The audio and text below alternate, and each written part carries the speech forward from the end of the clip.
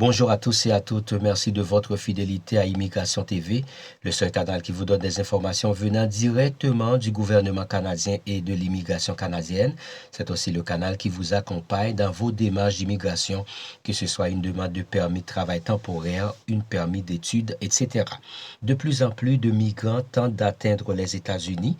Et le nombre de migrants qui tentent d'entrer illégalement aux États-Unis via notre région, comme celui-ci qui a été retrouvé en hypothermie ce week-end à Potton, en Estrie, est en forte croissance depuis un an. C'est ce dont témoignaient des citoyens rencontrés à Potton lundi soir. Mardi, ce sont les autorités frontalières américaines qui le confirmaient. Potton est une petite municipalité située à 5 km du poste douanier de Highwater et la présence d'étrangers qui tentent d'y franchir la frontière y est de plus en plus importante.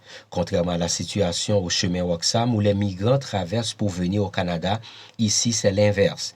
De nombreux incidents seraient survenus récemment selon des témoignages. Mardi dernier, un jeune couple mexicain transi de froid a été reconduit par la Gendarmerie royale du Canada, GRC, à la station-service de Shell. Il était arrivé en avion à Toronto quelques jours auparavant et tentait de regagner les États-Unis par les bois. Il y a un mois, une employée d'un dépanneur a appelé la GRC pour prendre en charge un homme qui demandait au client de le reconduire près du chemin du Pont-Couvert. Selon l'Agence de protection de la frontière américaine du poste de Swanton au Vermont, les policiers ont procédé en octobre et novembre dernier à 779 interceptions de personnes qui tentaient d'entrer illégalement aux États-Unis. C'est plus de 7 fois plus que pour la même période en 2021. 319 personnes ont cependant réussi à leur échapper. Les migrants provenaient de 19 pays différents.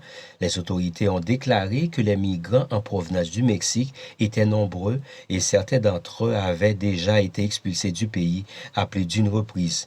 La propriété de Norman Enfield touche à la frontière canado-américaine. Une marche de quelques kilomètres dans les bois permet de rejoindre la municipalité de Northshore dans le Vermont. Lors de ses promenades, il lui arrive fréquemment de trouver des effets personnels laissés par des personnes cherchant à s'introduire aux États-Unis.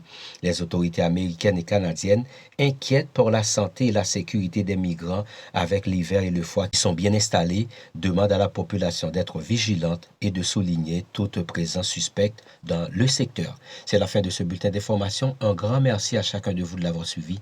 Excellente journée à tous. Au revoir.